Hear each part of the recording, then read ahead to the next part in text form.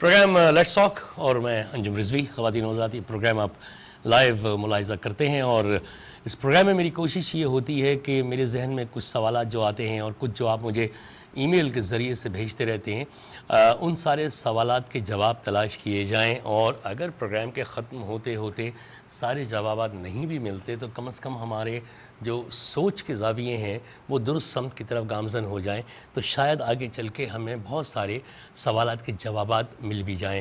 مقصد یہ ہوتا ہے کہ ایک کنفیوژن، ایک خلفشار کا شکار جو ذہن ہے اور وہ کہیں کسی ایک رائٹ پازیٹیو ڈائریکشن پہ آ جائے، کیونکہ سب سے پہلی چیز جو ہے وہ پازیٹیو مینٹل ایٹیٹیوڈ ہوتا ہے کسی بھی قوم میں ترقی کے راستے میں، اور ایک مرتبہ جب سب اس کانسنسس پہ آ جاتے ہیں تو پھر آہستہ آہستہ چیزیں خود ہی بننا شروع ہو جاتی ہیں۔ تاریخ کے ایک بہت ہی چھوٹے سے طالب علم کی حیثیت سے کم از کم میں نے تو یہی پڑھا تاریخ کی کتابوں میں کہ سب سے پہلے قوموں نے اپنے مائنڈ سیٹ کو درست کیا، اور اس کے بعد پھر وہ آہستہ آہستہ ترقی کی طرف چلے، جس میں طاقت کا حصول بھی تھا، علم کا حصول بھی تھا، اور علم اور تہذیب ارتقاء کے اپنے تمام مراحل تک بھی پہنچے۔ اسٹوڈیو میں آپ دیکھتے ہیں میں سیاسیات پہ بھی گفتگو کرتا ہوں، معاشیات پہ بھی گفتگو کرتا ہوں، حالات حاضرہ پہ بھی بات چیت ہوتی ہے، اور کوشش یہی ہوتی ہے کہ کسی معزز مہمان کو یہاں بلایا جائے اور ان سے بات چیت کی جائے، اور اس پروگرام کے اختتام تک جیسے میں نے کہا کہ سوالات کے جوابات نہ بھی ملیں یا مکمل نہیں ملیں تو کم از کم ہم اپنے سوچ کے زاویوں کو درست سمت میں لے لیں۔ میرے آج کے مہمان بہت دلچسپ شخصیت ہیں۔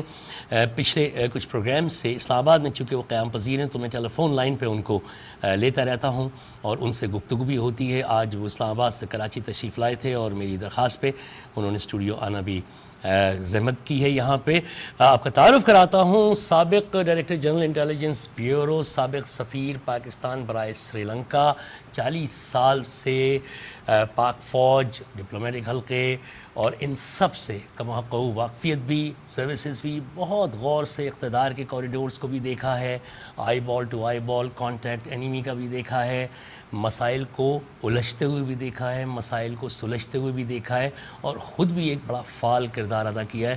خواتین حضرات، میرے آج کے مہمان ہیں جناب کرنل ریٹائرڈ بشیر محمد مہمند صاحب۔ السلام علیکم سر، اور بہت بہت شکریہ تشریف لانے کا، and welcome to Karachi. Bashir صاحب، آپ سے تو فون پہ بھی گفتگو ہوتی رہتی ہے، آج کل جس طرح کے حالات چل رہے ہیں روزانہ کچھ نہ کچھ تبدیلیاں بھی آتی ہیں۔ موقع ملا ہے آپ سے بات کرنے کا تو میں سوچ رہا ہوں کہ ذرا سا ایک تناظر میں بھی چلے جائیں اس چیز کے۔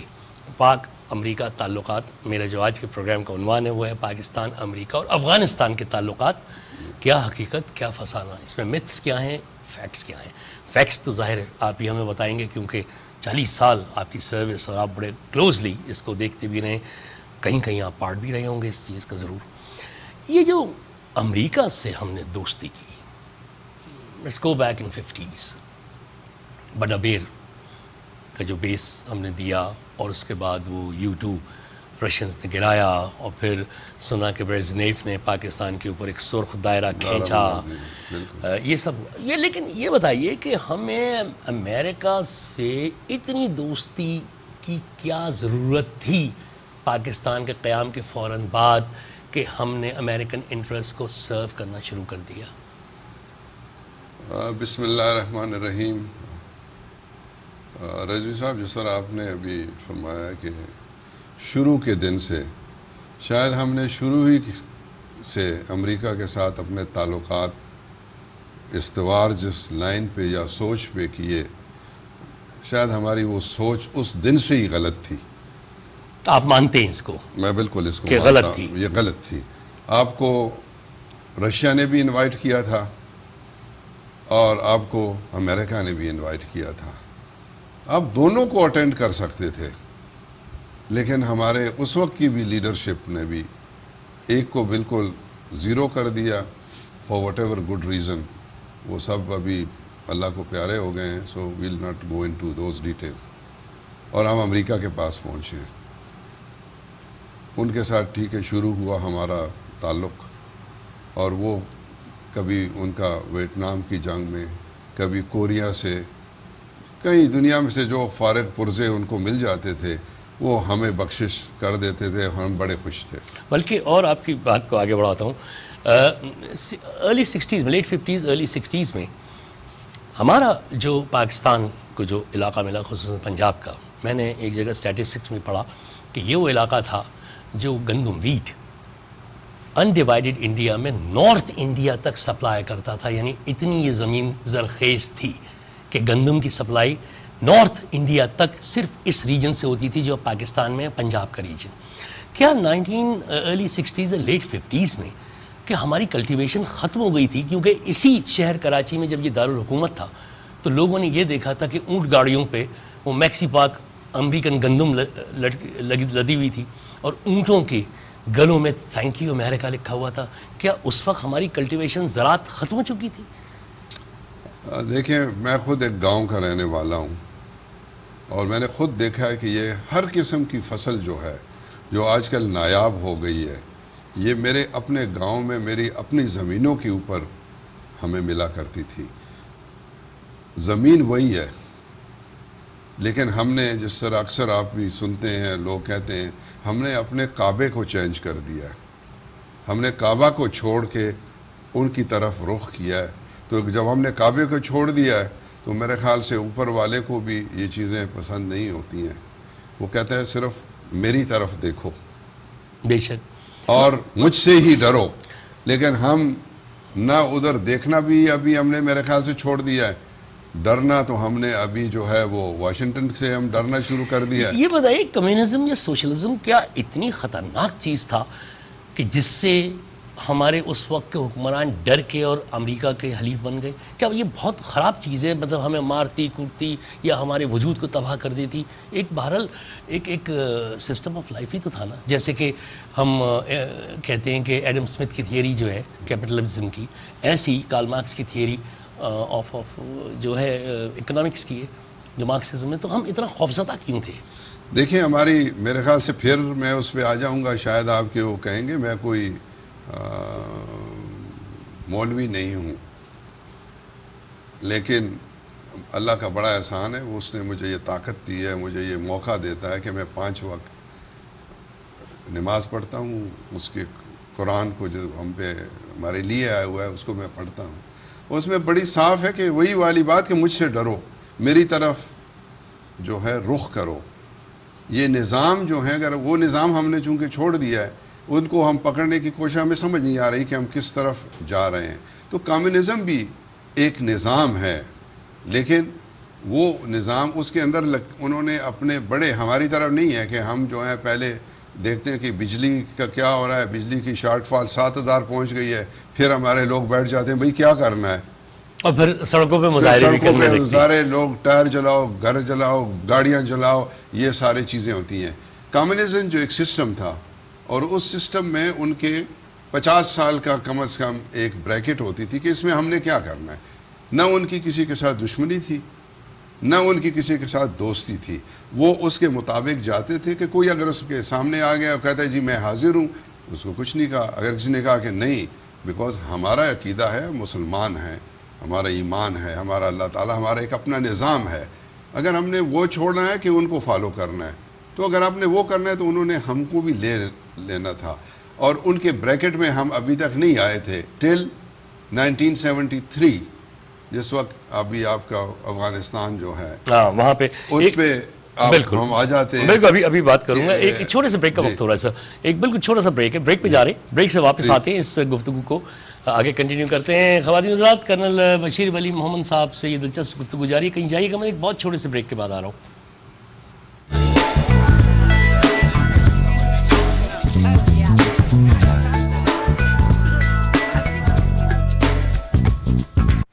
ویلکم بیک خواتین حضرات، آپ دیکھ رہے ہیں لیٹس ٹاک، میرے ساتھ انجم رضوی کے ساتھ لائیو، اور اسٹوڈیو میں میرے ساتھ موجود ہیں سابق ڈی جی انٹیلیجنس بیورو اور سابق سفیر پاکستان برائے سری لنکا کرنل ریٹائرڈ بشیر محمد صاحب، بشیر ولی محمد صاحب.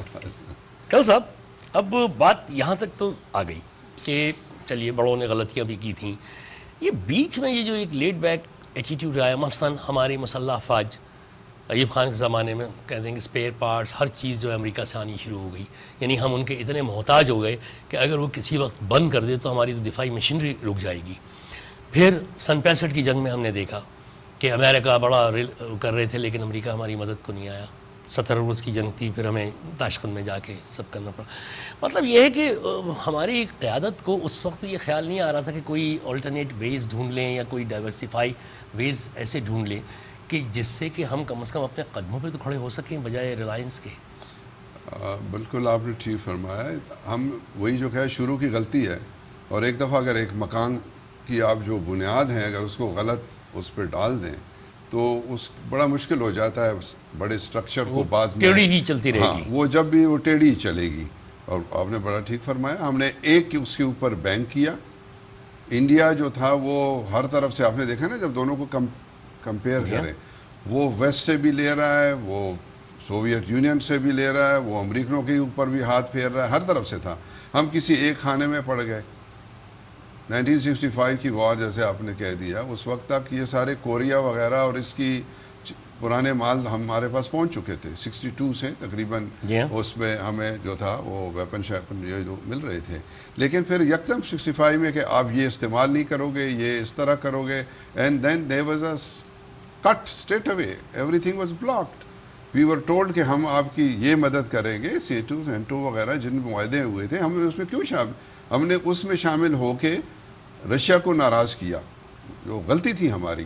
ہم ایک بیلنس پالیسی رکھ سکتے تھے. ہم اس کے اندر جا کے ہم نے اپنے آپ کو خراب کیا. جب ہماری ضرورت پڑی اس کے مطابق تو چاہیے تھا نا کہ 1965 انڈیا واز ناٹ اس کا سگنیچری نہیں تھا. اس کو ان کو چاہیے تھا کہ ہماری مدد کے لیے پھر آتے، جو مدد بھی کرنی تھی، لیکن نہیں آئے. بلکہ نہیں آئے تو چھوڑیں کہ جو آ رہی تھی جو روٹین اس کے اندر وہ بھی انہوں نے بند کر دی. تو یہ مومن کہتے ہیں ایک سوراخ سے 2 مرتبہ نہیں ڈسا جاتا. نہیں، ہم تو کئی مرتبہ ڈسے نہیں، ہم ہر دفعہ جو ہے نا یہ مومن جو ہے نا یہ مومن نہیں ہے. اگر مومن ہو تو پھر ٹھیک ہے. اللہ تعالیٰ کا بھی وعدہ جو ہے وہ مومن کے ساتھ ہے، وہ منافق کے ساتھ نہیں ہے. اللہ تعالیٰ نے بار بار یہ فرمایا کہ اگر تم میری اس رسی کو مضبوطی سے تھامے رہو تو آئی ایم ود یو. آپ دعا کریں گے، آپ کی دعا قبول ہوگی، آپ کوئی کوشش کرو گے. یہ جو آپ نے غلے کی بات کی کہ جی یہ یہی غلہ تو ادھر سے آتا تھا، پورے ہندوستان کو جاتا تھا. ابھی جو ہے وہ اگر وہ آنی شروع ہو گئی ہے، ہمارے لوگ اس پہ بیٹھ گئے کہ جی ٹھیک ہے ابھی یہی کھاؤ. اور وہ کیا گند آتا تھا وہ آپ کو بھی پتہ ہے، مجھے بھی پتہ ہے. اچھا 1979 میں آتے ہیں. سوویت یونین جو ہے افغانستان میں آ گیا. ظاہر شاہ کی حکومت پہلے تو گئی، سردار داؤد آ گیا اور اس کے بعد پھر وہ سردار داؤد کو بھی مارا گیا. یہ ہم نے سڈنلی یہ کیوں فرض کر لیا کہ یہ سوویت یونین ہمارے لیے بھی بہت بڑا تھریٹ ہو جائے گا، اور ہم نے آہستہ آہستہ اپنی وار مشینری یا اپنے جو تمام فوجی اسٹریٹجیز تھیں افغانستان کی طرف جھونکنا شروع کر دی. دیکھیں سوویت یونین، میں نے آپ کو جیسے پہلے اس میں کہہ دیا ہے کہ سوویت یونین کا ایک اپنا پروگرام ہوتا ہے. اس کے پروگرام کے مطابق ہم جدھر بھی فال کر رہے تھے وہ تو ہم فال کر رہے تھے، اس کے اوپر انہوں نے عمل کرنا تھا، اور انہوں نے اس سے بڑا کام کیا. ہمارے NWFP کی اس وقت کی جو پولیٹیکل سسٹمز تھے، اس وقت ہمارے بلوچستان کے جو پولیٹیکل، اس کے اندر ان کی بہت انگریس تھی. ان کے لیے انہوں نے گراؤنڈ ورک جو نارمل ہوتا ہے انہوں نے کافی کیا. امریکنوں کے بھی تو یہاں پہ کچھ لوگ تھے ایگزیکٹلی، بہت سیاسی پارٹیوں میں کہتے تھے کہ یہ امریکن وہ دونوں کرتے ہیں، دونوں کر رہے ہیں، ٹھیک ہے، وہ دونوں کرتے ہیں اور لگے رہتے ہیں اس چیز کے اندر. اور ہم لوگ اس کے یعنی گرنے کے لیے بالکل تیار ہوتے ہیں. ٹھیک ہے جی، وہ کوئی رات کو کہیں فنکشن ہوتا ہے، کوئی ایک آدھ گلاس مل جاتا ہے، کوئی کسی کو ویزے کا شوق ہوتا ہے، تو یہ شوق ہم پورے کرتے رہتے ہیں اور اسی چکر میں ہم ان کے اس میں گرتے جاتے ہیں. تو جو تک ہم سوویت یونین سے کیوں ڈر رہے تھے؟ میں سوویت یونین، دیکھیں سوویت یونین ہمارے لیے بھی ان کا میپ روڈ تھا کہ اس نے آنا تھا. تو ان سے کوئی ہم وعدہ نہیں کر سکتے تھے؟ دیکھیں مطلب ان کو وارم واٹر چاہیے تھے، یہی بات ہے نا. تو ہم ڈپلومیٹک چینل سے کوئی معاہدہ یہ نہیں کر سکتے تھے کہ آپ اپنا جو بھی ایکسپورٹس ہیں ہم آپ کو وارم واٹرز دیں گے. فار ایگزامپل تو بغیر پاکستان کو تاراج کیے فتح کیے بھی چلے جائیے گا تو میرے خیال سے یہ ان کے کتاب میں نہیں ہے. اچھا، وہ آپ کو ان کا ایک سسٹم ہے، جو سسٹم آپ فالو کریں تو آپ ان کے دوست ہیں. اور آپ اس کو ذرا ان کا تھوڑا سا یہ جو افغانستان کی ہم بات کرتے ہیں، واٹ ہیپن ان 1973 12 جولائی 1973 ظاہر شاہ باہر جاتا ہے، اس کو ہٹا کے اس سے ایک زیادہ ہارڈ لائنر میں کہوں گا سردار داؤد کو لے آتے ہیں. سردار داؤد آج